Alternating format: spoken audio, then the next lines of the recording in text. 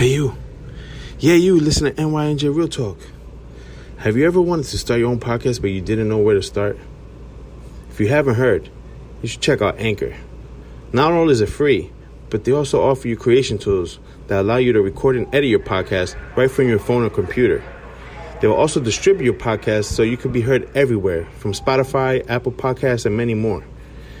You can even make money on your podcast with no minimum listenership. It's everything you need to make a podcast all in one place.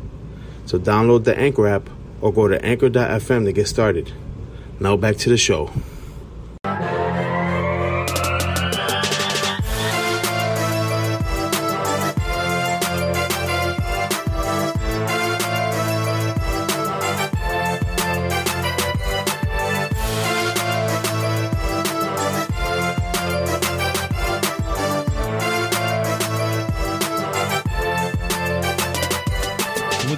This is your boy Ray. This is Rob. This is NYNJ Real Talk. And today we have a special guest. State your gangster.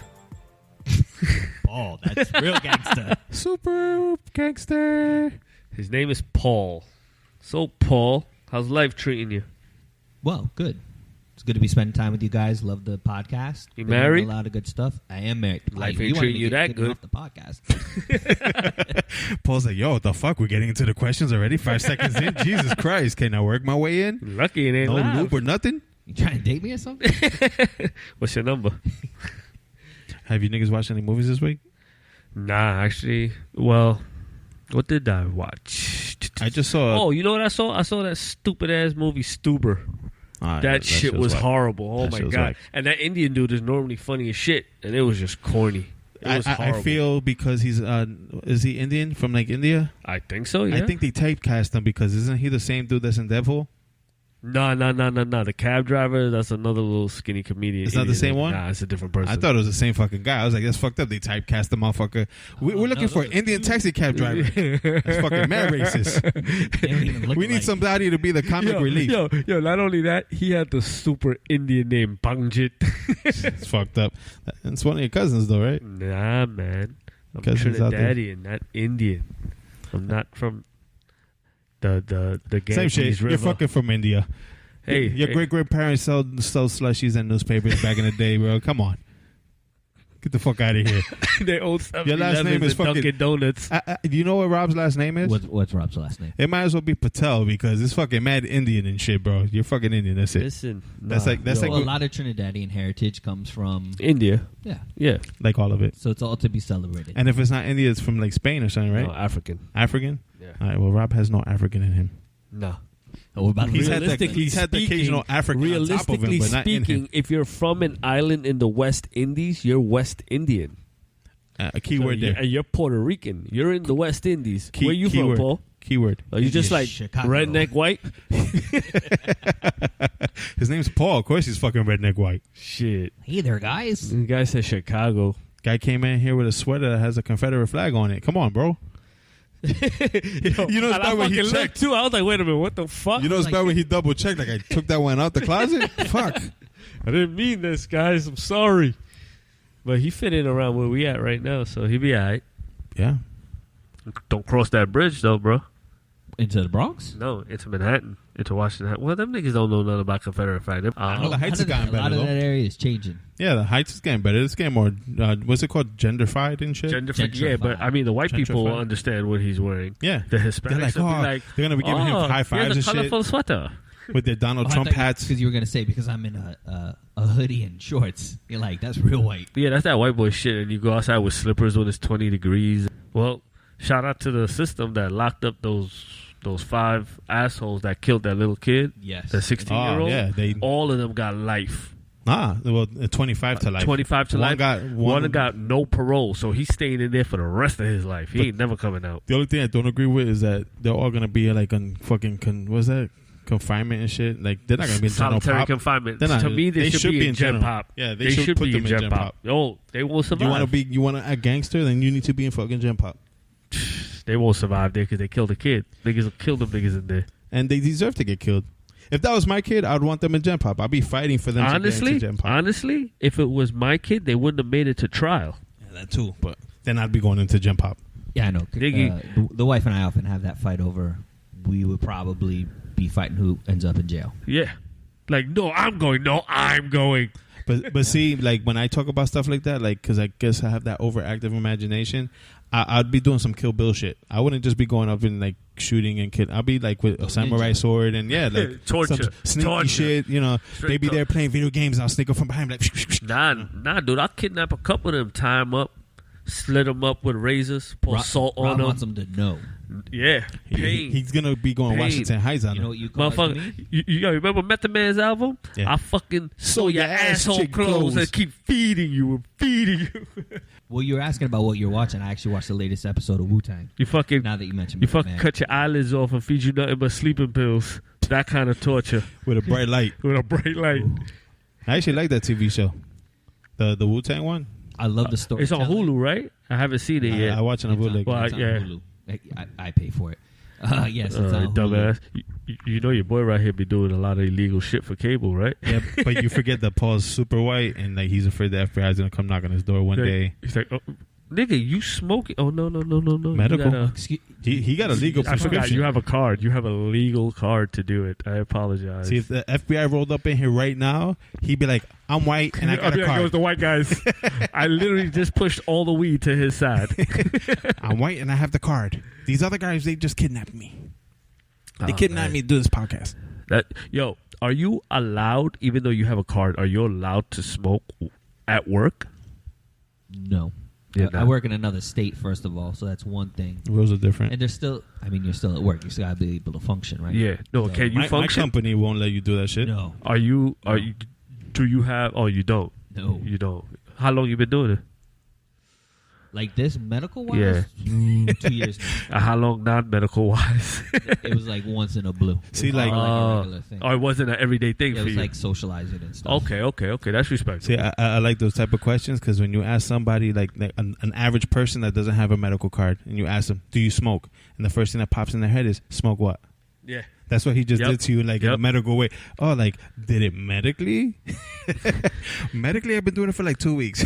Yo, dude, every time I go to the doctor, like if I have to go to a new doctor for something, and you got to fill out that paperwork, then they ask you questions. Do you smoke? I always say, smoke what? They'd be like, cigarettes. No. Do you smoke marijuana? That's the only other thing I would. That depends. Are you gonna get me in trouble? Nah. It is one. If there's one thing I do, I tell my doctor the truth, hands down, everything. How can they treat you otherwise? Exactly. Yep. That's what I say. I said if they don't know, you're never gonna get cured of what's wrong with you. They're not gonna report anything you're doing to yourself because it's doctor-patient confidentiality. So it doesn't matter. If somebody else, they got to say something. But they can still look at you like you're a fucking pothead and a fucking. Oh yeah, they can look at me any way they fucking want, dude. You still got to take care of me, homie. I told you everything that I do that could affect what's going on with me. Well, figure it out. The doctor may be like, "Is check clear? It did. Okay, good. I'll take care of him." Because I remember when I was going through my stuff with my tumor, and I went to the hospital and I was like ready, like, yo, just take this shit out my back. They were like, "Oh, do you smoke marijuana?" And I was like, "Why? Why is it important to like what's going on with my back?" And they're like, "Oh, because now there's like the new things where we could prescribe you marijuana for your pain management." So I was like, "All right, cool, yeah, I smoke weed. I do. Yeah, hands up, both hands up. Sign me up twice." But then the bitch looked at me and she was like, "Oh, when was the last time you smoked weed?" And I was like, "Oh, I don't know. I don't keep track of that shit. Like, if I'm in pain, I smoke it." "Oh, where do you get it from?" I was like, "A friend of mine."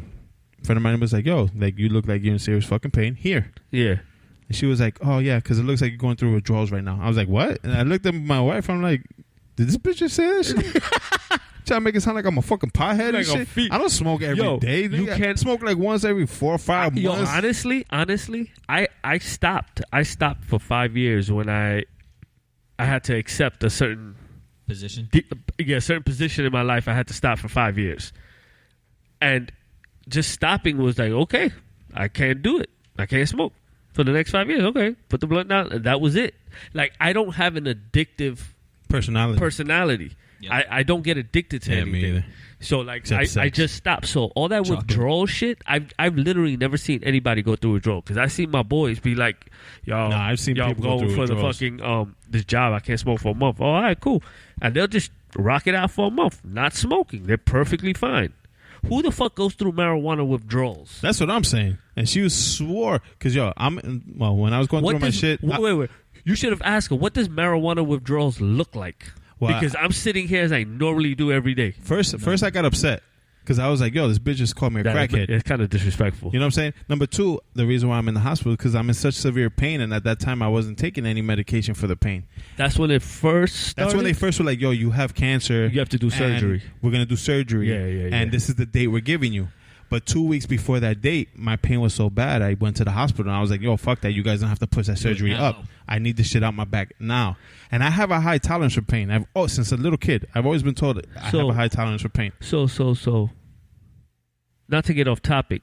So, if you had the original date of your surgery, you would have missed your wedding?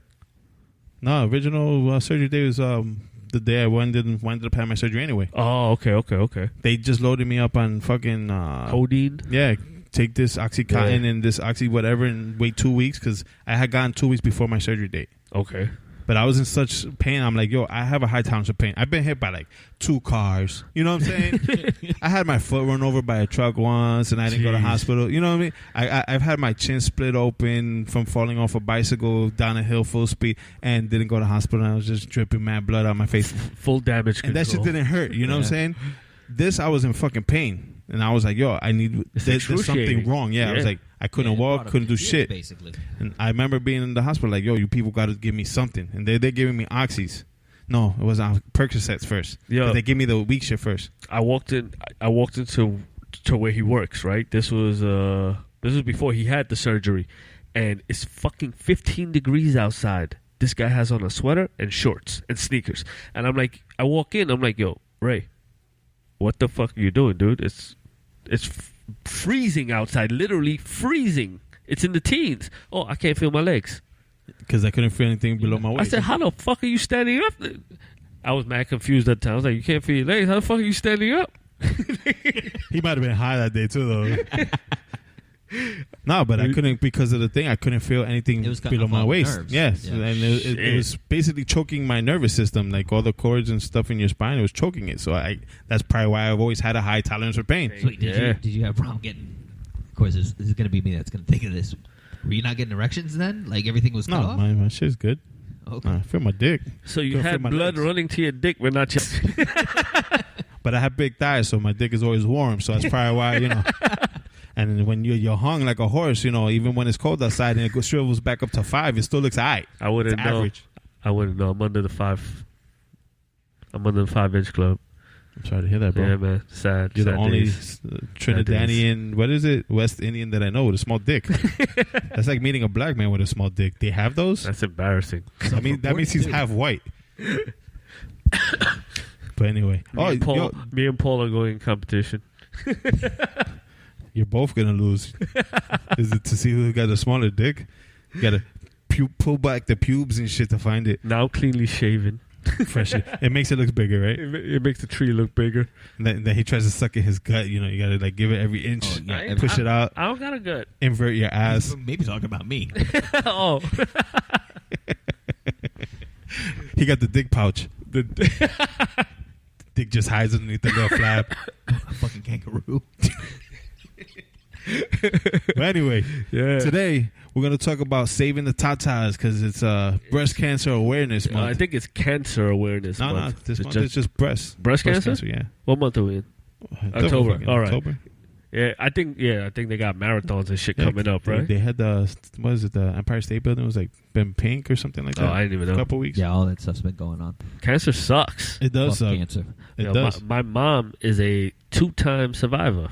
Damn. Yeah, she cut both her tatas off. Now she walk around like a flat-chested chick. That's one way to look at your mom. Definitely not touching that one. Now my mom listens to our podcast, and what my mother has my sense right now of she's humor. shaking her head like this fucking kid. This is Rob mom. She's like, Rob was my cancer. Yeah, I probably was. I probably the one that caused it. Who knows? Nah, but I believe what caused her cancer was that whole 9/11 shit. Because probably possible. Yeah, my mom worked for Verizon prior to retirement. She worked there for like 35 years, and her building was actually pretty close to the towers. To the point where she went back to work a couple days after, right? And all that stuff. And they were doing cleanup, and they were removing body parts from the roof of her building, and she happened to see